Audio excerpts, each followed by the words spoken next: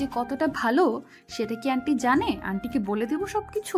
কথাটা বলতেই মাহিন ভাইয়া আমার দিকে অসহায় দৃষ্টিতে তাকিয়ে রইলেন। বুঝতে পারলাম আর কিছু বলা যাবে না, উনি রাজি আছে। বাদরটা কি করেছে রে মা, আমাকে বল। দেখ বাদরটাকে আমি কি সাজা দেই। না থাক, তেমন কিছু করে নাই। যদি কিছু করে তো আমি তোমাকে সরাসরি বলে দিব, তুমি ওর উচিত শিক্ষা দিবে, তাই না আন্টি? যদি তোকে কিছু বলে না, আমাকে বলবি, তারপর দেখবি বাদরটাকে আমি বাসা থেকে বাহির করে দেব। আদর পেয়ে একদম মাথায় চড়ে বসে আছে। আম্মু, এটা কিন্তু ঠিক হচ্ছে না। আমি যথেষ্ট ভদ্র একটা ছেলে, তুমি আমাকে এভাবে পচাতে পারো না। মামুনি দেখো না কি বলতেছে আম্মু এগুলা। আরে আপু থাক না এসব, বাদ যা। তোরা দুজন তোদের রুমে যা, আমরা আমাদের মতো গল্প করি। তারপর ভাইয়ার রুমে চলে গেল এবং আমি আমার রুমে চলে আসলাম। অনেক দূর জার্নি করে এসেছি তো, তাই অনেকটা ক্লান্ত লাগতেছে, কিন্তু রুমে গিয়ে বিছানায় শরীরটা এলিয়ে দিলাম।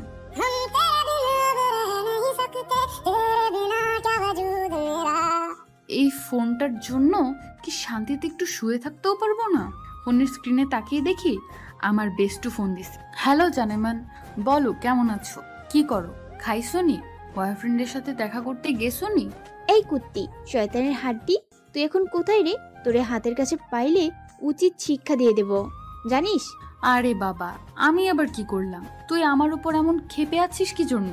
জানেমান, তুমি জানো না তোমাকে ছাড়া আমার কিছুই ভালো লাগে না। দেখ এখন একদম ন্যাকামি করবি না। তুই করতে পারলি আমার সাথে এরকম? তুই কেন করলি এরকম আমার সাথে বলতো? উফ, আমি কি করতেছি সেটাই আমি জানি না। আর তোর কি হয়েছে? এরকম ভাবে কথা বলতেছিস কেন? কোনো সমস্যা হয়েছে নাকি? কুত্তি, আমার বিয়ে সামনের শুক্রবার, আর তুই আমার সাথে কথা না বলে তোর বাপের বাসায় চলে গেলে, এটা কি ঠিক করেছিস তুই? তোকে যখন হাতের কাছে পাবো না, ইচ্ছা মতো ধোলাই করব। আরে জানেমান, আমি তোর বিয়েতে খুব তাড়াতাড়ি উপস্থিত হব, তুই দেখ। এবং আর আমার সাথে তোর জিজিও যাবে। মানে? মানে তোকে বুঝতে হবে না। আচ্ছা বল, তোর বিয়ে কবে আর কোন ছেলের সাথে? বললাম তো আমার বিয়ে শুক্রবার, আর ছেলেটা ইঞ্জিনিয়ার। তুই তো জানিস আমি কত ছেলেকে প্রপোজ করেছি, কেউ রাজি হয়নি। এখন কি করব বল? এখন বাবা মায়ের পছন্দ হয় বিয়েটা করে নিতে হচ্ছে। আচ্ছা, ভালো কাজ করছি। বাবা মায়ের লক্ষ্মী মেয়ে তুই। এখন ফোনটা রাখি, আমার বরকে একটু জ্বালিয়ে আসি। তারপর ফোনটা কেটে দিয়ে বিছানায় আর মন টিকলো না, উঠে ভাইয়ার রুমে চলে গেলাম। কিরে ভাইয়া, কার সাথে কথা বলিস এতক্ষণ ফোনে? আন্টি কি সবকিছু জানে নাকি আন্টিকে বলে দিব? আরে আমি আমার এক বন্ধুর সাথে কথা বলতেছি, আমি কোনো মেয়ের সাথে কথা বলি না। আমি বুঝছি, এরকম পাগলামো একটু কম করে করবি। তুই কি আমার উপর রাগ দেখাচ্ছিস? আন্টি তখন কি বলেছিল মনে নাই তোর? নাকি আবার মনে করিয়ে দেব তোকে? থাকবই না, আমার সবকিছু মনে আছে, আর তোকে নতুন করে কিছু মনে করে দিতে হবে না। এখন বল, তুই কি জন্য আমার রুমে এসেছিস? কেন, তুই কি বলতে চাচ্ছিস? আমি যেন তোর রুমে না আসি, এটাই তো, তাই না? দাঁড়া, আমি আন্টিকে সব বলে দিচ্ছি। তুই যে কোনো মেয়ের সাথে কথা বলিস, আমি তোর রুমে গেলে তুই আমাকে ছাড়ি মারিস। তুই কি আমাকে একটু শান্তিতে থাকতে দিবি না? আমার ফোনটা নিয়ে চেক করে দেখ, আমি কোনো মেয়ের সাথে কথা বললাম নাকি আমার ফ্রেন্ডের সাথে কথা বললাম। আর তুই আমাকে এসব কি আজাইরা কথাবার্তা বলতেছিস বলতো? আচ্ছা, সব কথা বাদ, এখন বিকেলে রেডি থাকিস আমাকে ঘুরতে নিয়ে যাওয়ার জন্য। না হলে কিন্তু তোর কি করব আমি নিজেও জানি না। আচ্ছা, ঘুরতে নিয়ে যাব। এখন তুই আমার রুম থেকে আসতে পারিস, যখন সময় হবে আমি ঠিক তোকে নিয়ে যাব। এখন প্লিজ তুই এখান থেকে যা। ও বুঝছি, আমি এখান থেকে না গেলে তুই তো আবার কথা বলতে সমস্যা হয়। আমি কোনো মেয়ের সাথে কথা বলতেছি না, কিন্তু তোকে খুব বিরক্ত লাগতেছে এই মুহূর্তে। এত বকবক করিস কেন তুই? কত দেখি। আরে আল্লাহ রে, তুই এটা কি বললি? আমি বকবক করি? আমি বাসায়, তুই কি বলতে চাস তো শুনি। আমি কিছুই বলতে চাচ্ছি না এখন, তাই তোকে ভালোই ভালোই বলছি, তুই রুম থেকে বেরিয়ে যা, নয়তো তোকে আমি এখন কি করব নিজেও জানি না। কি বললি? আমি রুম থেকে বের হব না, দেখি তুই আমাকে কি করতে পারিস। কথাটা বলে আমি আরো এগিয়ে গেলাম। আমার এগিয়ে যাওয়া দেখে ভাইয়া আরো অনেক রেগে গেল। রেগে গিয়ে আমাকে একটা মেয়ে তার বিছানায় শুইয়ে দিল। আমাকে বিছানার উপর শুইয়ে দিয়ে ভাইয়া আমার উপর চড়ে বসলো। আমার হাত ভাইয়ার দুই হাত দিয়ে বিছানার মধ্যে চেপে রেখেছে, আমাকে একটু নড়াচড়া করতে দিচ্ছে না। এখন যদি উল্টাপাল্টা কিছু করে ফেলি তখন কেমন হবে বলতো?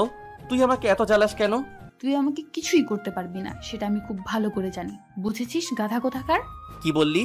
আমি গাধা? আমি কিছুই করতে পারি না? কিছু করলে তখন আবার আম্মুকে গিয়ে বলবি। যে ভাইয়া আমাকে সর্বনাশ করে ফেলছে আর আম্মু আমাকে বাসা থেকে বের করে দিক। আচ্ছা ভাইয়া, তুই আন্টিকে এত ভয় পাস কেন বলতো? তোর মতো আমি বেয়াদব না যে আম্মুর সাথে তর্ক করব, তাই আমি আমার আম্মুকে গোষ্ঠ ভয় পাই। আর আমি আমার আম্মুকে যথেষ্ট সম্মান করি, বুঝছিস? তুই কি বলতে চাচ্ছিস? যে আমি আমার আম্মুকে সম্মান করি না, তাই তো? তোকে আমি কথাটা বলে শক্তি দেখাতে লাগলাম, কিন্তু ভাইয়ের শক্তির সাথে পেরে উঠলাম না। হঠাৎ করে ভাইয়া আমার মুখের কাছে তার মুখটা নিয়ে আসলো। আমি কিছুই বুঝতেছি না ভাইয়া হঠাৎ এমন করতেছে কেন। ভাইয়া কি যেন একটা ভেবে আবার মুখটা সরিয়ে নিলেন, কিন্তু আমি সুযোগটা হাতছাড়া করতে চাচ্ছি না।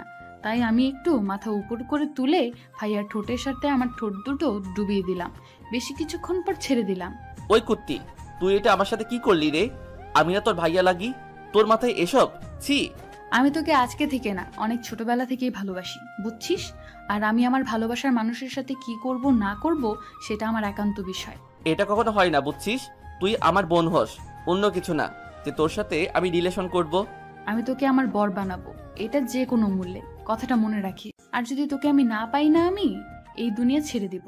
কথাটা বলে ভাইয়াকে ধাক্কা দিয়ে বিছানায় ফেলে দিয়ে আমি ভাইয়ার রুম থেকে চলে আসলাম। আজকে মনে মনে অনেক খুশি, কারণ ভালোবাসার মানুষের ঠোঁটের ছোঁয়া পেলাম।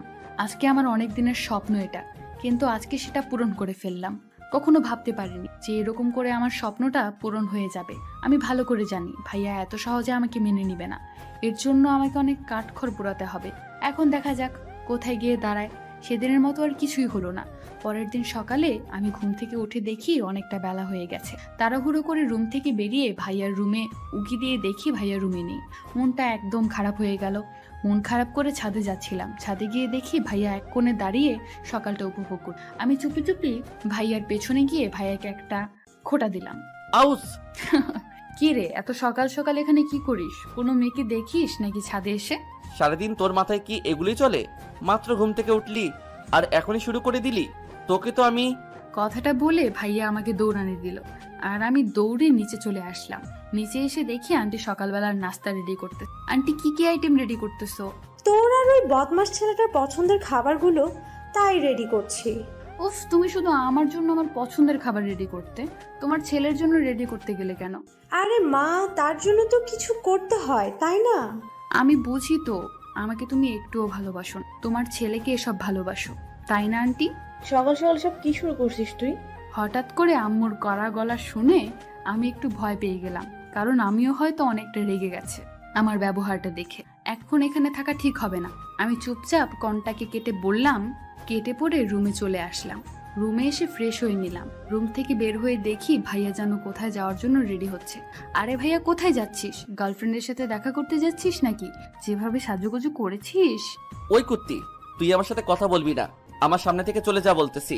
কেন রে, আমি তোর খাই না তোর পড়ি যে তোর কথা শুনবো? তুই যেটা বলবি আমি সেটাই করব। আমার ইচ্ছে হইতেছে আমি এখানে দাঁড়িয়ে আছি, আমার ইচ্ছে হইতেছে এখানে বকবক করি, তাই আমি করতেছি। তোর কি? দেখ, বেশি পাকামো করবি না, আমার সামনে থেকে সরে যা বলতেছি, আর আমাকে যাইতে দে। এই ভাই শোন না, তোর সাথে কথা আছে। আমার সাথে তুই এত রাগ করে কথা বলিস কেন বলতো? আচ্ছা বল শুনি, তোর কি কথা? তাড়াতাড়ি বল, আমাকে যাইতে হবে, দেরি হয়ে যাচ্ছে। আমার একটা বান্ধবীর বিয়ে, আর আমি এখানে আছি। বুঝতে পারছি আমি কতটা কষ্টে আছি, আমাকে একটু সাহায্য করো না? তোর বান্ধবীর বিয়ে তোর কষ্ট হচ্ছে, ব্যাপারটা বুঝলাম না। এখানে কষ্টই আছিস মানে? আমরা কি তোকে ভাত না দিয়ে না খাইয়ে রেখেছি এখানে, নাকি কোনো কিছু ত্রুটি রেখেছি যার জন্য তুই এখানে কষ্টে আছিস? কুত্তা, তুই আমার মনটা বুঝতে পারতেছিস না। আমার কতদিনের বান্ধবী, তার বিয়ে হতে যাচ্ছে, আর আমি তার বিয়েতে অ্যাটেন্ড করতে পারবো না।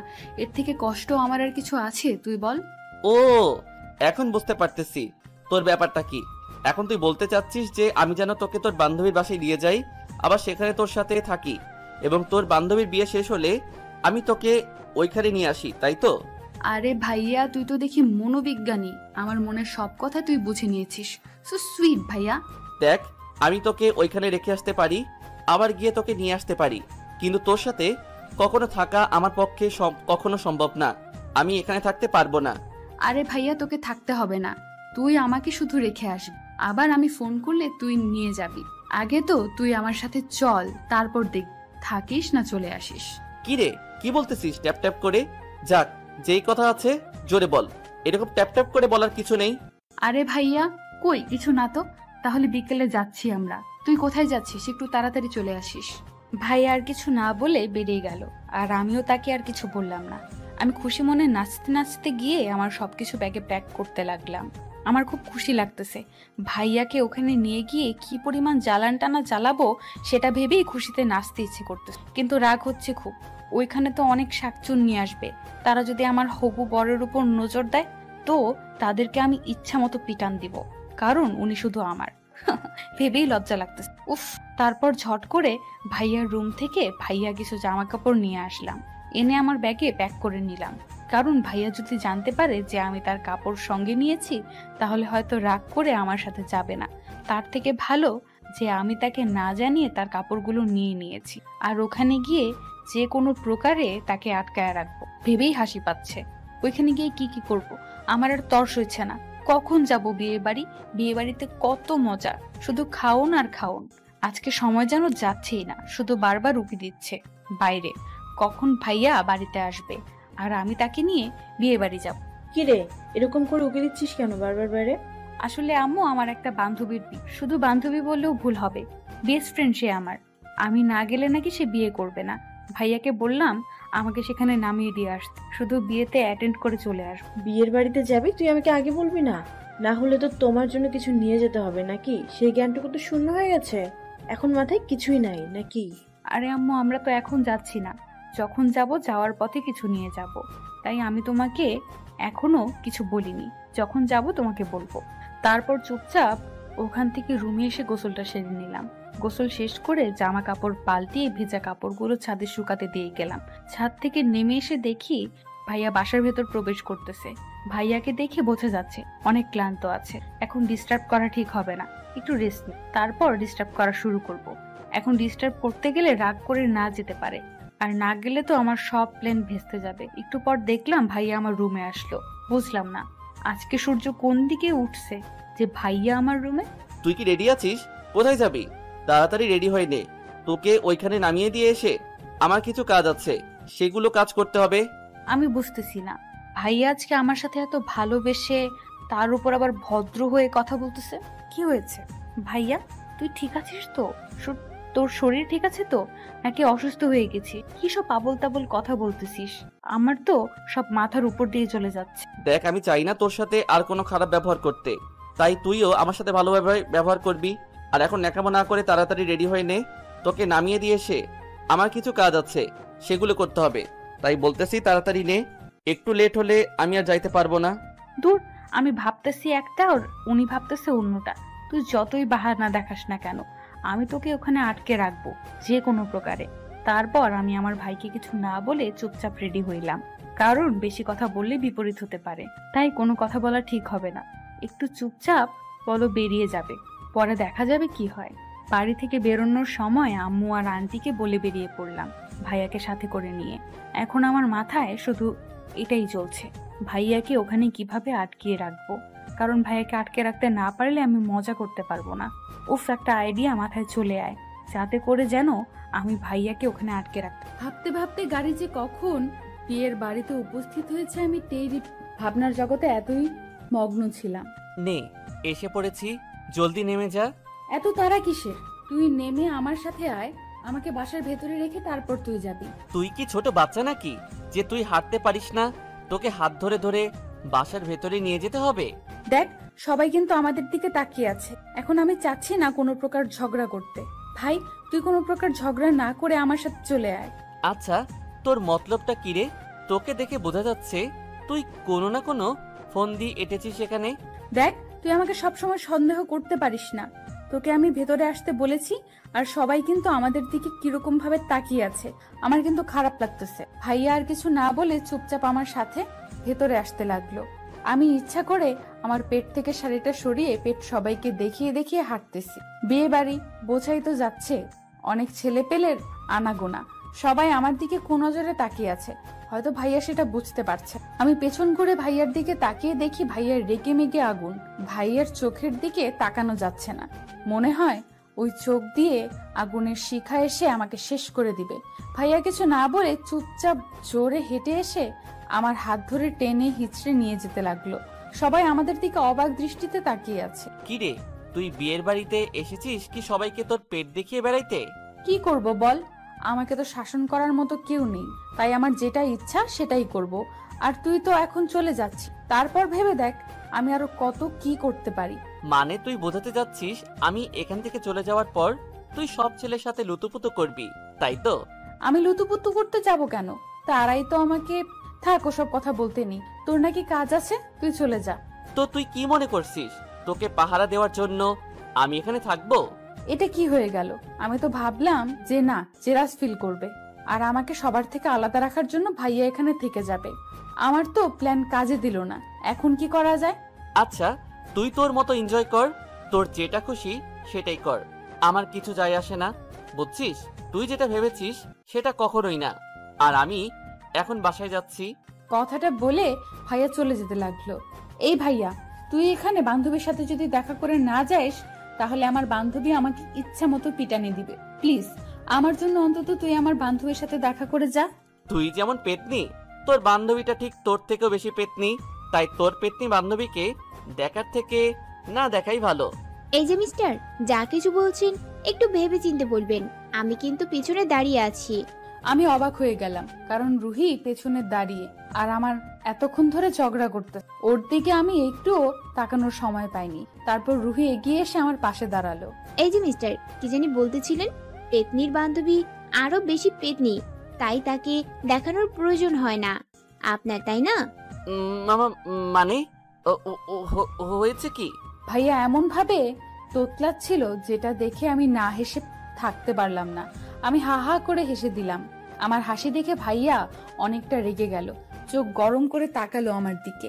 ভাইয়ার চোখ দেখে বোঝা যাচ্ছে যদি এই সময়ে ভাইয়া আমাকে একা পেত তাহলে ইচ্ছা মতো পিটানি দিত আমাকে। আমি আমার হাসি বন্ধ করে দিলাম এবং চুপচাপ সোজা হয়ে দাঁড়িয়ে রইলাম।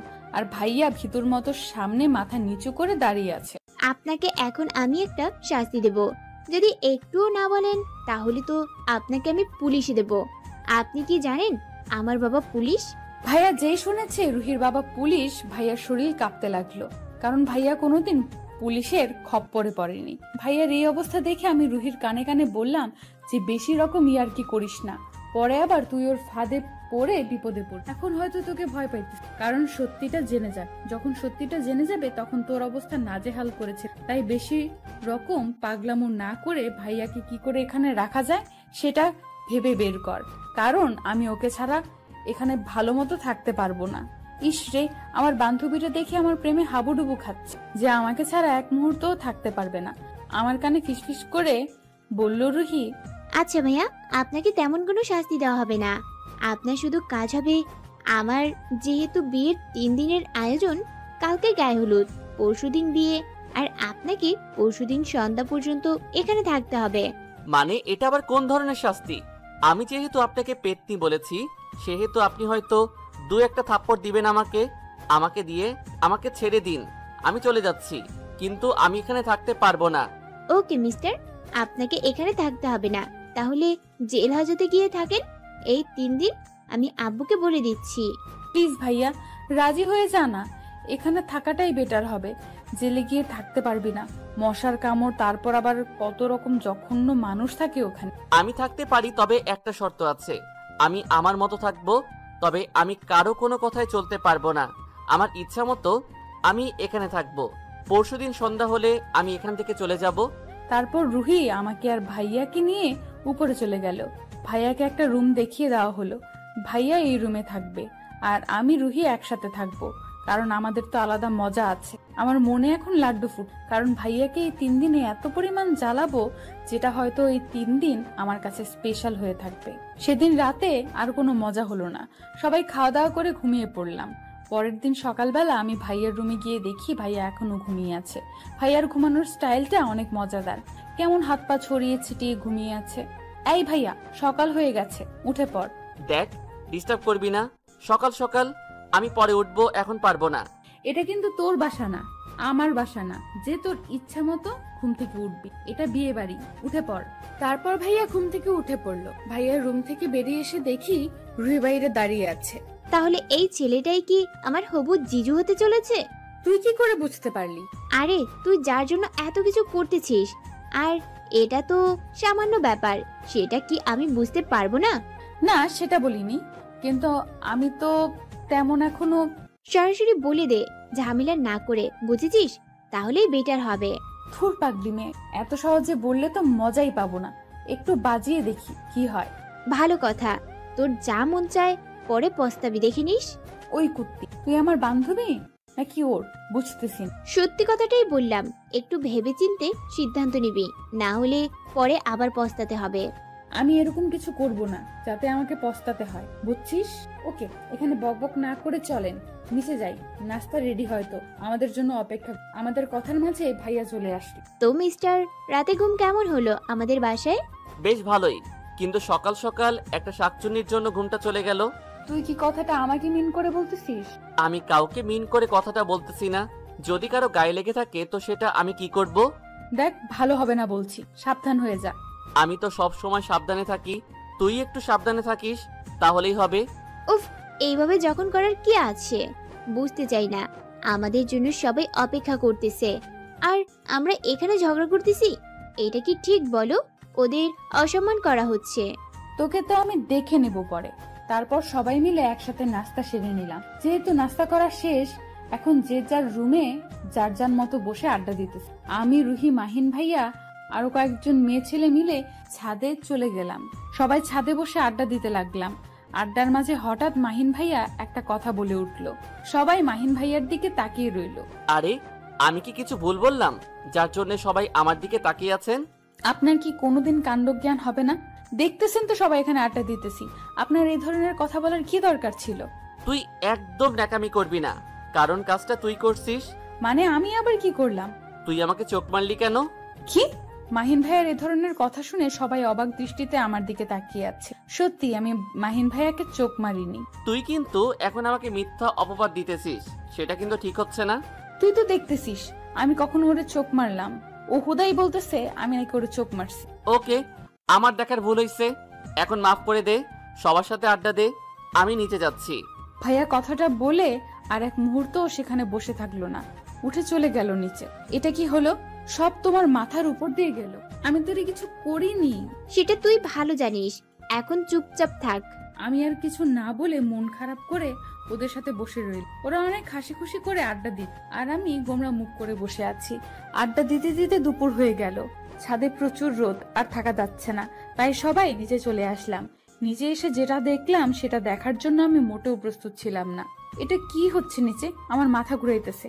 যে ছেলে ওইখানে খারাপ ব্যবহার করলো আর এখানে এসে মধুর হাসি হাসতেছে, ব্যাপার কি? আমি নিচে তাকিয়ে দেখি ভাই একটা মেয়ের সাথে বসে আড্ডা দিতেছে, হেসে হেসে কথা বলতেছেন, যেটা দেখে আমার প্রচুর রাগ উঠে গেল। তাই নিজেকে আর সামলে রাখতে পারলাম না, ভাইয়ের পেছনে গিয়ে দাঁড়িয়েছি। ভাইয়ের মাথায় চাটি মেরে দিলাম। হঠাৎ করে মেরেছি তাই ভাইয়া হকচকিয়ে উঠলো। পিছনে তাকিয়ে দেখে আমি। ভাইয়ের সাথে বসে থাকা মেয়েটা অবাক হয়ে আমার দিকে তাকিয়ে আছে। এটা কি হলো? তুই আমার মাথায় চাটি মারলি কেন? মেরেছি, বেশ করেছি। তোর না মন খারাপ, মাথা ব্যথা করতেছে?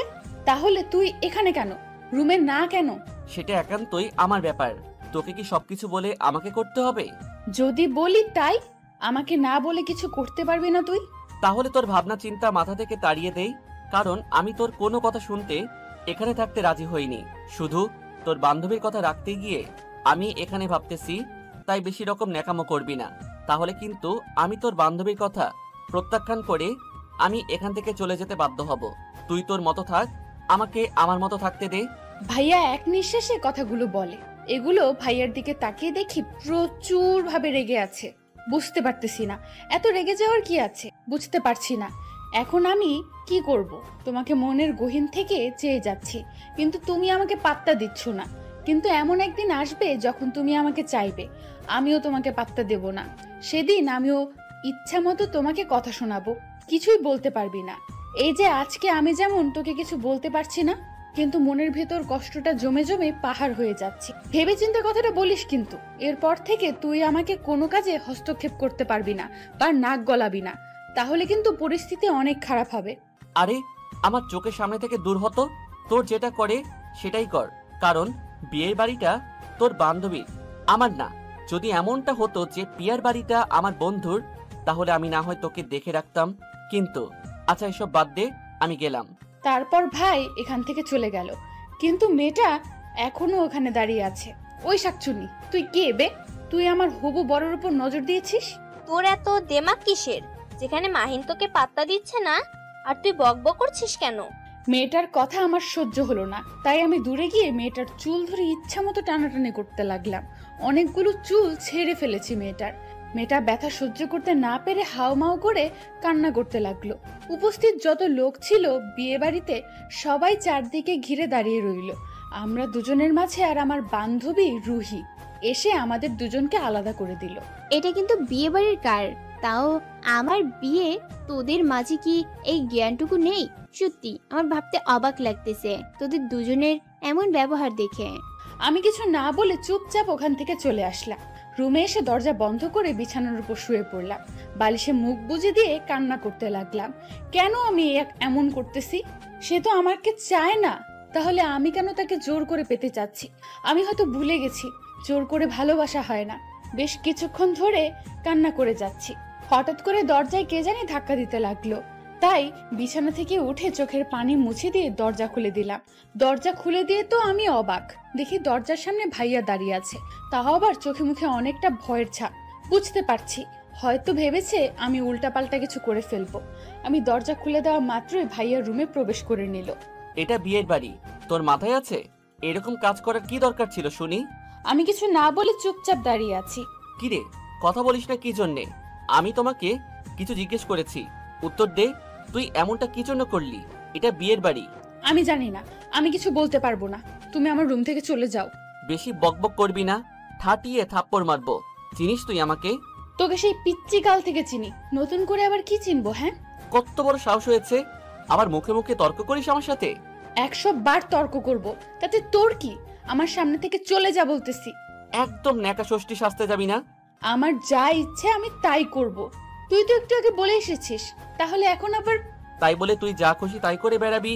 যদি এই কথাগুলো আন্টির কানে যায়, আন্টি তো আমাকে প্রশ্ন করবে, আর তার জবাবদিহিতা করতে হবে আমাকে। তুই যেটা ভেবে ভয় পাইতেছিস সেরকম মেয়ে আমি না। আমি কখনো নিজের ক্ষতি করব না, তাই তুই নিশ্চিন্তে ঘুমাতে পারিস। কালকে বিয়ে, আজকে না ঘুমাতে পারলে কালকে তুই আবার মেয়েটাকে দেখতে পাবি না, কারোর সাথে কথা বলতে পারবি না। কত সুন্দরী সুন্দরী মেয়ে আসবে বিয়ে বাড়িতে, তাদের সাথে আপনার লাইন ক্লিয়ার করে নিস। সেটা তোকে বলতে হবে না, আমারটা আমি দেখে নিব। তোরটা তুই দেখ, এখন ঘুমিয়ে পড়। আমি তো ঘুমিয়ে পড়বো, তোকে বলতে হবে না। তুই আমার চোখের সামনে থেকে চলে যা, তাহলে আমার ঘুম চলে আসবে। ওকে, যাচ্ছি, তবে নিজের কোনো ক্ষতি করার চেষ্টা করবি না, তাহলে তোকে তো আমি। কথাটা বলতে বলতে ভাইয়া রুম থেকে বের হতে নিলেই আমি ভাইয়াকে ধাক্কা দিয়ে রুম থেকে বাহির করে দিয়ে রুমের দরজা বন্ধ করে নিলাম। তোর বক বক শোনার আমার সময় নেই, ঘুম পাচ্ছে খুব, ঘুমাবো। Good night. একটু একটু হলেও আমার প্রতি তোর টান তৈরি হচ্ছে, কালকে দেখ কি হয়। পরের দিন হালকা রোদের ঝিলিক মুখের উপর পড়তেই ঘুমটা চলে গেল। বাইরে অনেক চেঁচামেচি হচ্ছে, বিয়ে বাড়ি বলে কথা, মেহমান দিয়ে ভর্তি বাড়ি। সবাই যে যার মতো গল্প করতেছে, আড্ডা দিতেছে। তাই আমি আর রুমে শুয়ে না থেকে দরজা খুলে বাইরে তাকিয়ে দেখি অনেক লোকজনের সমাগম। পিচ্চি ছেলে মেয়ে দৌড়াদৌড়ি করতে, ছোটাছুটি করতে চায়, তাদের মাঝে অন্যরকম একটা আনন্দ হচ্ছে। আমরা ছোট থাকতে এরকম করতাম, সেই দিনগুলোর কথা এখনো মনে পড়তেছে। আমাদেরকে যখন আমাদের বাবা মা কোনো বিয়ে বাড়িতে নিয়ে যেত, আর সেইখান থেকে যত পিচ্চি পোলাপান ছিল সবার সাথে আড্ডায় মেতে উঠতাম, আর এদের মতো দৌড়াদৌড়ি করতাম। কিন্তু এখন আর সেই দিনগুলো নেই। বয়সের সাথে সাথে মানুষের রুচিগুলোর পরিবর্তন আসে। ছোটবেলার এত কষ্ট ছিল না না পাওয়ার বেদনা বা যন্ত্রণা, এরকম কোনো অনুভূতি ছিল না। কিন্তু মানুষ যখন আস্তে আস্তে বড় হতে থাকে, তার সাথে অনেক কিছু জড়িত থাকে। ছোটবেলায় আমরা ভাবতাম কবে বড় হব, বড় হয়ে বিয়ে করব, তারপর শ্বশুর বাড়ি যাব, কত মজা করব, আনন্দ করব। আমি যখন ছোট ছিলাম তখন ভাবতাম বড়দের মতো সুখী এই পৃথিবীতে আর কেউ নেই। আর এখন আমরা বড় হয়েছি, এখন আমাদের ভাবনা ছোটদের মতো কেউ সুখী হতে পারে না। আর ছোটবেলার সেই স্মৃতিগুলো আমাদের জীবনের সাথে রয়ে যায়, কখনো ভোলা সম্ভব হয় না সেই স্মৃতিগুলো। আনমনা হয়ে কথাগুলো ভাবতেছি আর হাঁটতেছি, হঠাৎ করে হোঁচট খেয়ে পড়ে যেতে নিলেই কেউ আমাকে পেছন থেকে আমার হাতটা ধরে ফেলে, আর আমি অল্পতেই বেঁচে যাই। আমি চোখ বন্ধ করে রয়েছি। আমি তো ভেবে নিয়েছি এই হয়তো আমার নাক মুখ ফেটে গেল, হয়তো এখন আমাকে হসপিটালে নিয়ে যেতে হবে। আমি প্রচন্ড ভয় পেয়ে গেছিলাম। আমাকে কে ধরে ফেললো সেটা দেখার জন্য পিছনে তাকিয়ে দেখি অনেক সুন্দর একটা ছেলে আমার হাতটা ধরে আছে, আর মুখে হাসি রেখে স্পষ্ট বোঝা যাচ্ছে বুড়ো দুটো কুচকে আমার দিকে তাকিয়ে আছে কেমন মায়াবী চোখে। এই যে মেয়ে, দেখে শুনে হাঁটতে পারেন না, চোখ কি বাসায় রেখে আসছেন নাকি? এই যে মিয়া ভাই, কাকে কি বলতেছেন? দেখতে তো পাচ্ছেন আমার চোখ দুটো আমার যেখানে থাকার কথা সেখানেই আছে। আপনি কি আপনার চোখ বাসায় রেখে এসেছেন নাকি? কি ভুলভাল কথাবার্তা বলতেছেন বুঝতেছি না। কি ঝগড়াটে মেয়ে রে বাবা, কোথায় ধন্যবাদ দেবে আমাকে, তা না করে উল্টো আমাকে ঝাড়ি দিচ্ছে। আমি ঝগড়াটে মেয়ে? এই মিয়া, কি বলতেছেন? আমি আপনার সাথে ঝগড়া করেছি তাই না? আপনার সাহস কত বড় আপনি আমাকে ঝগড়াটে মেয়ে বলেন? আপনি জানেন আমি কে? আরে আমি কখন বললাম? আপনি কি মনে করেন আমি কানে কম শুনি? আমি কানে ঠিক শুনি, তাই মিথ্যা বলার চেষ্টা করবেন না, বুঝছেন? বুঝলাম, আবার কেরাসও খাইলাম। মানে কি বললেন? জোরে বলেন। কিছু না, বাই। ছেলেটা চলে গেল। আমি ওর নিচে না গিয়ে রুমে চলে আসলাম ফ্রেশ হওয়ার জন্য। এইদিকে ঘুম থেকে উঠে ফ্রেশ হয়ে নিচে এসে দেখি অনেক লোকের কোলাহল, সবাই বিয়ে বাড়ি নানা ধরনের কাজে ব্যস্ত। আমি শুধু একমাত্র ব্যক্তি যে কোনো কাজ করতে চাই না, শুধু হুদায় ঘুরে বেড়াচ্ছি, কোনো কাজকাম নাই। আমি কোনো কাজকাম নাই, তাই শুধু ঘুরে ঘুরে বাড়িটা পরিদর্শন করতেছি। কোথায় কিভাবে বাড়িটা সাজাচ্ছে, কোন দিকটা সব থেকে সুন্দর লাগতেছে, আমি শুধু এটাই ফলো করতেছি। আর কোন দিকে আমার খেয়াল নেই। পিচি পোলাপানগুলো দৌড়াদৌড়ি করতেছে, ছোটাছুটি করতেছে, একা একাই ঘুরতেছি। এখানে তো আমি তেমন কাউকে চিনি না, আর যার ফলে এখানে নিজেকে এতিমেতি মনে হচ্ছে। চুপচাপ এক সাইডে একটা চেয়ার নিয়ে বসে পড়লাম। কিছু স্যাড সং ছিল, সেগুলো চালু করে শুনতেছি। আমি মনে হয় একমাত্র ব্যক্তি যে বিয়ে বাড়িতে এসে স্যাড সং শোনা। আমি বেশ মনোরম পরিবেশ, অনেক ভালো লাগতেছে পরিবেশটা। সকালবেলা রোদের ঝিলিক, মৃদু বাতাস, আর আমি গাছের ছায়ায় বসে আছি। সবকিছু মিলিয়ে পরিবেশটা আমার কাছে অনেক সুন্দর লাগতেছে। হঠাৎ করে একটা মেয়েরই কণ্ঠ ভেসে এলো আমার কানে। এই যে মিস্টার, ছ্যাঁকা খেয়েছেন বুঝি? মানে কি বোঝাতে চাচ্ছেন আপনি আমাকে? আজব ব্যাপার, আমি এখনো প্রেম করলাম না, আবার ছ্যাঁকা খাইলাম কবে? তার থেকে বড় কথা হলো, মেয়েটাকে আমি যেখানে বসে আছি সেখানে তো কাউকে আসার কথা না। এইখানে নির্জন একটা পরিবেশে বসে যেভাবে স্যাড সং শুনতেছেন, যে কেউ বুঝতে পারবে। আপনার এমনটা কেন মনে হলো, আমি কি জানতে পারি? সেটা আমি বলতে যাব কেন? আপনার গান প্রমাণ দিচ্ছে, সেটা নতুন করে বলার কি আছে? আপনাদের মতো কিছু মেয়ের জন্য আজকে দেশটার এই অবস্থা, বুঝতে পারছেন?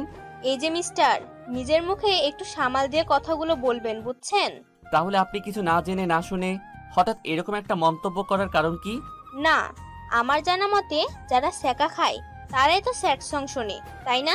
আজব বাংলাদেশি, আজব আমজনতা। স্যাড সং শুনলে কি প্রেমে চাকা খেতে হয়? এই যে মিস, শুনেন আমি কি বলি। স্যাড সং শুধু চাকাগরদের জন্য নয় শাখা, কিছু মানুষের ভালো লাগে তাই তারা শুনে। আমি যে একা শুনি তা না, এরকম আমার মতো হাজারো ছেলে পাবেন যারা প্রেমে চাকা না খেয়ে কেউ স্যাড সং শুনতে পছন্দ করে। নিজেকে নিয়ে আপনি এত অহংকার করেন? আপনি আমার একটা ভুল মন্তব্য করলেন। আমি আপনাকে কি বোঝাতে চাইছি আর আপনি কি বুঝলেন?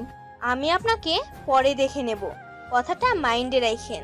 কথাটা বলে মেয়েটা হনহন করে চলে গেল। আমাকে আর কিছু বলার সুযোগ দিল না। এ কেমন বিপদে পড়লাম। মানুষকে ভালো কিছু বলতেও নেই, ভালো কিছু বললে নাকি সেটা আবার অহংকার দেখানো হয়। আজব মানুষ, আজব পৃথিবী, আজব বাংলাদেশ। আমি ওর ওইখানে বসে না থেকে ওইখান থেকে উঠে বাসার ভিতরে যাওয়ার জন্য হাঁটতে শুরু করলাম। হাঁটতেছি, কথা ভাবতেছি। মেয়েটা যে কথাগুলো বলে গেল, কিছু জানে না, শোনে না, বোঝে না। হঠাৎ রিয়াকশন করে বুঝলাম না, আজব ধরনের মেয়ে। হাঁটতে হাঁটতে ওর বাসার ভিতরে প্রবেশ করলাম। ভিতরে গিয়ে তো আমি বেশ বড়সড় অবাক যে মেয়েটা আমার সাথে একটু আগে তর্ক করে আসলো, সেই মেয়েটা একটা ছেলেকে আমাকে দেখিয়ে দিচ্ছে। বুঝলাম না ব্যাপারটা কি। আমি ওই দিকে ভ্রুক্ষেপ না করে আমাকে যে রুমটা দেখিয়ে দেওয়া ছিল থাকার জন্য আমি সেই রুমে চলে গেলাম। রুমের ভিতরে গিয়ে দেখি শাকচুনিটা বসে আছে। আমি ফ্রেশ হয়ে এসে ভাইকে খুঁজতেছি, কোথাও পাচ্ছি না, তাই ভাইয়ের রুমে এসে বসে আছি। এখন তার দেখা মিলল। কোথায় গেছিল জনাব জানি না, হঠাৎ করে রুমের ভেতর প্রবেশ করলো। এই যে মিস্টার ভাইয়া, এটা কিন্তু তোমার এলাকা না যে যেখানে খুশি সেখানে চলে যাবে। আমি কি তোর মতো বাচ্চা নাকি যে আমি কিছু জানি না, চিনি না? দেখ, এখন তোর সাথে কোনো প্রকার তর্ক করার আমার ইচ্ছা নাই। নিচে আয়, নাস্তা করতে হবে, সবাই আমাদের জন্য অপেক্ষা করতেছে। আর মহাশয় নিরুদ্দেশ হয়ে গেছে। আমি একটু বাইরে গেছিলাম পরিবেশটা দেখার জন্য। পরিবেশটা বেশ ভালোই আছে, কিন্তু কিন্তু কি? কিছু না, চল নিচে যাই, নাস্তা করে আসি, তারপর গল্প করব। ওকে কথাগুলো বলা ঠিক হবে না, হুদাই গিয়ে ঝগড়া লাগাই দিবে। তারপর ভাইয়া সহ নিচে আসলাম। নিচে এসে দেখি সবাই যে যার মতো আড্ডা দিতেছে। আমরা গিয়ে সবাই নাস্তা করে নিলাম। চলো সবাই একটু বাইরে থেকে হাঁটাহাঁটি করে আসি। তারপর তো আর আমি তোমাদের সাথে আড্ডা দিতে পারবো না। আজকে থেকে আমি আমার ইচ্ছা মতো চলতে পারবো না, কারণ আমি এখন থেকে পরাধীন। এতদিন স্বাধীন ছিলাম। কি করবি বল, এটাই মেয়েদের জীবন। কেউ যুদ্ধ করে স্বাধীন হয়, আর আমরা ইচ্ছে করে পরাধীন হই। সেটা পুরোটা নির্ভর করে তোমাদের উপর। কারণ তোমরা যদি তোমাদের স্বামীদের সাথে ভালো ব্যবহার করো, কখনো তোমাদের স্বামী তোমাদের সাথে খারাপ ব্যবহার করবে না। আর ছেলেদের একটু রাগ বেশি হয়, তো তার সাথে যদি তোমার তাল মিলিয়ে ঝগড়া শুরু করে দাও, তাহলে তো সমস্যা। ছেলেরা বুঝি ধোয়া তুলসী পাতা, তাদের কোনো দোষ থাকে না? আমি কি একবারও বলছি যে ছেলেদের কোনো দোষ থাকে না? বলতে হয় না, তোর কথায় বোঝা যাচ্ছে তুই কি বলছিস। দেখ, আজকে আমার বিয়ে, অন্তত আজকে তোরা ঝগড়াটা বন্ধ করে রাখ। কালকে বাসায় গিয়ে দুজনে ঝগড়া করে নিস। আজকে অন্তত দুজন ভালো থাক। তারপর শুধু আড্ডা হলো, আর কোনো প্রকার ঝগড়া করলাম না দুজনে, কারণ নিজে একটা মান সম্মানের ব্যাপার আছে। আড্ডা দিতে দিতে দুপুর হয়ে গেল। বর পক্ষ নাকি বিকাল 5টায় আসবে, তাই সবাই রুমে চলে আসলাম। বিয়ে বাড়িতে অনেক মেয়ে এসেছে, যে যার মতো সাজতে লেগে গেল। বিয়ে বাড়ি বলে কথা, মেয়েরা যদি না সাজে তাহলে কি বিয়েটা জমবে নাকি? আমি নীল শাড়ি পরলাম, নীল শাড়ির সাথে ম্যাচিং করা নীল ব্লাউজ পরলাম, কপালে ছোট একটা টিপ দিলাম, 2 হাত ভর্তি নীল চুড়ি, চুলগুলো এক সাইড দিয়ে ছেড়ে দিলাম। আমি ইচ্ছে করে নাভি বের করে রাখলাম, শাড়িটা নাভির এক সাইড দিয়ে পরে নিলাম। শাড়ির কুচিগুলো অনেকটা নিচে গুজে দিলাম, যাতে করে সম্পূর্ণ পেটটা দেখা যায়। এসব করতেছি তারও অন্যতম কারণ আছে, কারণ ছাড়া তো আর আমি এমনি এসব করতেছি না। কোনো মেয়ে তো আর ইচ্ছে করে তার পেট নাভি অন্য ছেলেকে দেখে বেড়াবে না, নিশ্চয়ই কোনো কারণ আছে যার জন্য আমি করতেছি। কারণটা আবার পরে বলবো, এখন বের হই, আর কিছুক্ষণ বাদেই বরপক্ষ চলে আসবে। রুহির বিয়ে একটা কমিউনিটি সেন্টারে হবে, সেখানে একটু পরেই আমরা সবাই চলে যাব, তাই সবাই রেডি হচ্ছে। কিন্তু আমার মাহিন বাবু কই? এখনো তো তাকে দেখতে পেলাম না। উফ, সবাই তো একে একে গাড়িতে উঠে যাচ্ছে, কিন্তু মাহিন বাবু কই তা তো দেখতে পাচ্ছি না। বাধ্য হয়ে আমি রুহির সাথে গিয়ে রুহির পাশে বসে পড়লাম। মাহিন বাবুকে আর দেখা হলো না। এই কষ্ট আমি কারে দেখাবো? প্রিয় মানুষটার মুখটাই দেখতে পারলাম না। কিরে, এইভাবে মুখ গোমড়া করে আছিস কেন? আমার তো বিয়ে হয়ে যাচ্ছে, আমার তো মুখ গোমড়া করে থাকার কথা, কিন্তু আমি তো খুশি আছি। কিন্তু তুই মুখ গোমড়া করে আছিস কি জন্যে? আর বলিস না, তোর জিজুর মুখটাই দেখতে পেলাম না, মনটাই খারাপ হয়ে গেল। কুত্তি কোথাকার, তুই তো পেয়ে যাচ্ছিস, কিন্তু আমি পাবো কি না টেনশনে মরে যাচ্ছি। আর একটা কথা, আজকে কিন্তু তোকে সেই হট লাগতেছে। জানিস, যে কোনো ছেলেই ক্রাশ খাবে। আজকে কত ছেলে তোকে দেখে আহত নিহত হবে বুঝতেই পারতেছি না। দেখ, একদম ফাজলামি করবি না। আজকে তোর বিয়ে, নয়তো তোকে এতক্ষণে মেরে তক্তা বানিয়ে দিতাম। এই জন্যই তো যত খুশি তত তোকে পচাচ্ছি। আমি জানি তো তুই আজকে আমার কিছুই করতে পারবি না, পরে আমি যত খুশি তত তোকে পচাতে পারবো। আজকে তো তোদের বাসর রাত, কত কি হবে, আমার যে কবে হবে। চিন্তা করিস না, আমি হবু জিজুকে বলে দেব তোকে আজকে একটু আদর করে দিতে, যাতে যেন আমার সাথে সাথে তোর বাসর রাতটা হয়ে যায়। বক বক করিস না, পরে কথা বলার শক্তি হারিয়ে ফেলবি, চুপচাপ থাক। বেশ কিছুক্ষণ পরে আমরা সবাই কমিউনিটি সেন্টারে পৌঁছালাম। সবাই হই হুল্লোড় করতে লাগলো। আমরা সব মেয়েরা এক সাইডে চলে আসলাম, আর ছেলেরা এক সাইডে চলে গেল। আমার চোখ শুধু খুঁজতেছে মাহিনকে, কিন্তু মাহিন তো এখানে নেই। তাহলে কি মাহিন ভাই এখানে আসে নাই, নাকি আসলে তো আমার চোখে একবার হলেও পড়তো। কিন্তু আমার খুব টেনশন হচ্ছে, যদি ভাইয়া না আসে তাহলে আমার সব প্ল্যান ভেস্তে যাবে। আরে এইদিকে সবাই গেল কোথায়? বাসায় দেখি কেউ নাই, বেশ বড়সড় অবাক হয়ে গেলাম। বিয়ে বাড়িতে অথচ কেউ নেই, ব্যাপার কি? কোনো অঘটন ঘটলো না তো? আবার বাসায়? আমি তো ঘুমিয়ে গিয়েছিলাম। না, কারো কোনো সারা শব্দ পাচ্ছি না, তাই বাসা থেকে বাহিরে চলে আসলাম। বাহিরে এসে দেখি গেটে দারোয়ান আছে। আমি আর দেরি না করে তাড়াতাড়ি দারোয়ানের কাছে চলে গেলাম। আচ্ছা আঙ্কেল, বাসায় কি কিছু হয়েছে? বাসায় তো কেউ নেই। কি বলো বাবা, তুমি জানো না সবাই তো কমিউনিটি সেন্টারে চলে গেছে, আর তুমি এখনো বাসায় আছো কি জন্য? সবাই তো একটু আগে চলে গেল। হয়তো এতক্ষণে সেখানে পৌঁছে গেছে। আমি তো ভাবছিলাম বিয়েটা হয়তো বাড়ির মধ্যেই হবে। বাড়িটা অনেক সুন্দর করে সাজানো হলো। বড়লোক মানুষ বাড়ি সাজাইছে আর কমিউনিটি সেন্টার ভাড়া করেছে, তবে সব কিছু সেখানেই হবে। সব কিছুর আয়োজন সেখানেই হয়েছে। আঙ্কেল, আমি তো জানি না তারা কোথায় গেছে। আমাকে কি অ্যাড্রেসটা দেওয়া যাবে? এরপর দারোয়ান আঙ্কেলের কাছ থেকে অ্যাড্রেসটা নিয়ে একটা ট্যাক্সি ভাড়া করে গন্তব্যস্থানে উদ্দেশ্যে রওনা দিলাম। বেশিক্ষণ লাগলো না, অল্প কিছুক্ষণের মধ্যেই ট্যাক্সিওয়ালা আমাকে সেখানে নিয়ে গিয়ে নামিয়ে দিলেন। অনেক সুন্দর করে কমিউনিটি সেন্টারটা সাজানো হয়েছে, অনেক সুন্দর লাগতেছে। আমি তো এখানে তেমন কাউকে চিনি না। আমি চুপচাপ ভেতরের দিকে যাচ্ছি। আমি ভিতরে গিয়ে দেখি দীপা সব ছেলেদের মাঝখানে দাঁড়িয়ে আছে। তাকে অনেক সুন্দর লাগতেছে, সুন্দর করে সেজেছে, নতুন শাড়ি পরেছে, সবকিছু ম্যাচিং। হঠাৎ করে আমার চোখ আটকে গেল তার পেটের দিকে। আমার মাথা পুরা গরম হয়ে গেছে। সব ছেলেরা কেমন লালসা দৃষ্টিতে তার কয়টার দিকে তাকিয়ে আছে। আর মেম সাহেব সবাইকে কি সুন্দর মজা দিচ্ছে। যেভাবে মজা নিচ্ছেন মনে হয় এটা পতিতা তলায়। আর এইখানের পতিতা মেম সাহেব নিজের ট্রাক্টর কন্ট্রোল করতে পারলাম না, এমনিতে মাথা গরম হয়ে আছে। তার উপর এখানে এসেছে এটা দেখতে চাই, রাগটা দ্বিগুণ হয়ে গেল। নিজেকে কন্ট্রোল করে রাখতে পারলাম না। খুব দ্রুত পায়ে হেঁটে দীপার কাছে চলে গেলাম আর দীপার হাতটা শক্ত করে ধরে টানতে টানতে একটা রুমের ভেতরে নিয়ে যেতে লাগলাম। আমার কিছু ভালো লাগছে না, তাই আমি সবার সাথে পরিচিত হওয়ার জন্য কিছু ছেলেদের সাথে কথা বলতেছিলাম। হঠাৎ করে ভাইয়া কোথা থেকে এসে আমার হাতটা শক্ত করে চেপে ধরে টানতে টানতে একটা রুমের ভেতর নিয়ে যেতে লাগলো। আরে ভাই, কি হয়েছে? এমন করতেছিস কেন সবার সামনে? আমার কথা মনে হয় ভাইয়ের কান অব্দি পৌঁছাচ্ছে না।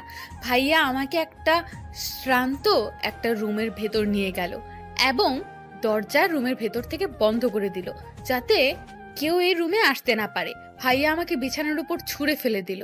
ভাইয়া কোনো কথা বলতেছে না। ভাইয়া আমাকে বিছানার উপর ছুঁড়ে ফেলে দিয়ে ভাইয়া তার টি শার্টের বোতাম খুলতে লাগলো। আই ভাইয়া, কি করতেছিস? পাগল হয়ে গেলি নাকি? এটা কিন্তু বিয়ে বাড়ি, কথাটা মাথায় রাখিস। প্লিজ এরকম কিছু করিস না। ভাইয়া আমার কথা শুনতেছে না। ভাইয়া গা থেকে শার্টটা খুলে ফ্লোরে ছুঁড়ে ফেলে দিল আর আমার উপর ঝাঁপিয়ে পড়লো। আমার বুক থেকে শাড়ির আঁচলটা সরিয়ে ফেলে দিল। আমি ভাইয়াকে নানাভাবে বাধা দেওয়ার চেষ্টা করতেছি, কিন্তু শক্তির সাথে পেরে উঠতে পারছিলাম না। ভাইয়া ক্রমশভাবে আমাকে ভোগ করতে চেয়েছে। আমি অনেকটা ভয় পেয়ে কান্না করতে লাগলাম, কিন্তু তাও আমাকে ভাইয়া ছেড়ে দিচ্ছে না। ভাইয়া তার ঠোঁট দুটো আমার ঠোঁটের সাথে এক করে দিল। আমি আর কোনো কথা বলতে পারতেছি না। আমি যতই কথা বলতেছি আমার মুখ থেকে শুধু শব্দটা বের হচ্ছে। ভাইয়া আস্তে আস্তে আমাকে অর্ধনগ্ন করে ফেললো। আমি অনেক জোরে জোরে কান্না করতে লাগলাম। বাইরে থেকে কয়েকজন এসে দরজা ধাক্কাধাক্কি করতে লাগলো, কিন্তু ভাইয়া সেদিকে কোনো ভ্রুক্ষেপ নেই। ভাইয়া আমাকে তার ইচ্ছা মতো ভোগ করে নিল। আমি কখনো কল্পনাও করতে পারিনি যে আমি তাকে এতটা ভালোবাসি, সে আমাকে এইভাবে নির্যাতন করবে। আর আমি কি এমন ভুল করেছি যার জন্য আমাকে এভাবে ভোগ করতে হলো? আমাকে বললেই তো হতো, আমি আমার সব কিছু উজাড় করে দিতাম। আমি কোনো কিছু না বলে চুপচাপ কান্না করে যাচ্ছি। সবার সামনে পুরো পেট উলঙ্গ করে রাখা কি তোর ফ্যাশন, নাকি তুই সব ছেলের ভোগ্যপণ্য? কোনটা? আমি শুধু হা করে তাকিয়ে আছি ভাইয়ার দিকে। ভাইয়া এসব কি বলতেছে? এতই যখন শখ অন্যকে তোর পেট দেখিয়ে বেড়াবি, তাহলে এইরকম হালকা কিছু দিয়ে শরীর ঢেকে রাখার কি আছে? সবকিছু খুলে সবার সামনে গিয়ে দাঁড়াতেই তাহলে তো ভালো হতো। আমি কখনো ভাবতে পারিনি যে ভাইয়া আমার সাথে এরকম ব্যবহার করবে, তাও আবার একটা বিয়ে বাড়িতে, কল্পনার বাহিরে। যে ছেলে সবসময় লাজুক লাজুক ভাব, সেই ছেলের ভিতর এই ধরনের স্বভাব সত্যি আশ্চর্যজনক বিষয়। তুই এটা আমার সাথে করতে পারলি? জানিস, আমি ভাবছিলাম তুই হয়তো এখানে আসিসনি। তুই ভেবে নিয়েছিস আমি এখানে আসিনি, তাই তুই সুযোগ পেয়ে গেছিস সব ছেলের সাথে নষ্টামি করার, তাই না? আমি না আসলেই বোধহয় ভালো হতো, তাহলে আমাকে এসব দেখতে হতো না আর তোর সাথে এটা করতে হতো না। তো যেটা খুশি যাকে খুশি তার সাথে যা খুশি করতি, আমি দেখতাম না, কিছু বলতাম না, আর তোর সাথে আজকে এরকম খারাপ আচরণ করতাম না। তুই তো আমার পুরো কথাটা শুনতে পারতি। আমি তোর কোনো কথা শুনতে এখন রাজি না। আর শোন, আমরা এখন বাসায় যাচ্ছি, এইটাই ফাইনাল। দেখ, বিয়ের বাসর এটা অন্য কিছু না, তাও আবার অন বেস্ট বান্ধবীর। আমি চাই না আমার জন্য আমার বান্ধবীর উপর কোনো রকম প্রভাব পড়ুক, তাই বলতেছি আমি তোর হাতটা ধরতে চাই। প্লিজ এরকম কিছু সিনক্রেট করিস না, যাতে করে আমার বান্ধবীর মান ইজ্জত নষ্ট হয়ে যায়। আমাকে কিছুক্ষণ সময়, যে বিয়েটা শেষ হলেই আমরা চলে যাব, তখন আর এখানে। দেখ, এটাই বললে তো পারতিস যে তুই ছেলেগুলোর সাথে আবার আড্ডা দিতে চাস। তাহলে তো আর আমি তোমাকে বাধা দেব না। আমি এখন চলে যাচ্ছি, তোর যা খুশি তাই কর। আর আন্টির যদি আমাকে কিছু জিজ্ঞেস করে তো আমি বলবো তুমি বিয়ে শেষ করে তারপর আসবে। আমার একটা জরুরি মিটিং ছিল, তাই আমি চলে এসেছি। ব্যাস, হয়ে গেল। আর কিছুই করা লাগবে না, তোর যা খুশি তাই কর। দেখ, তুই আমার এত বড় সর্বনাশ করলি, তাও আমি তোকে কিছু বলতেছি না। আমি তোকে ভালোবাসি তাই। আর শোন, তুই এটা কখনো ভাবতে পারিস না যে আমার কোনো রাগ বাজেট নেই। আমি যে কোনো প্রকারে তোকে চাই, সেটা কালকের মধ্যেই। দেখ কি কি হয়। তুই কি আমাকে হুমকি দিচ্ছিস? আচ্ছা, আমিও দেখে নেব তুই কিভাবে আমাকে পেতে পারিস। আমি আমার গায়ের শার্টটা পরে ঠিক করে নিলাম, তারপর বাইরে বেরিয়ে আসলাম। আমি ভাইয়ের সাথে আর কোনো প্রকার কথা বললাম না। আমাকে এখন প্ল্যান করতে হবে কিভাবে আমি ভাইকে বিয়ে করে নেব। আমি বাইরে বেরোনোর সাথে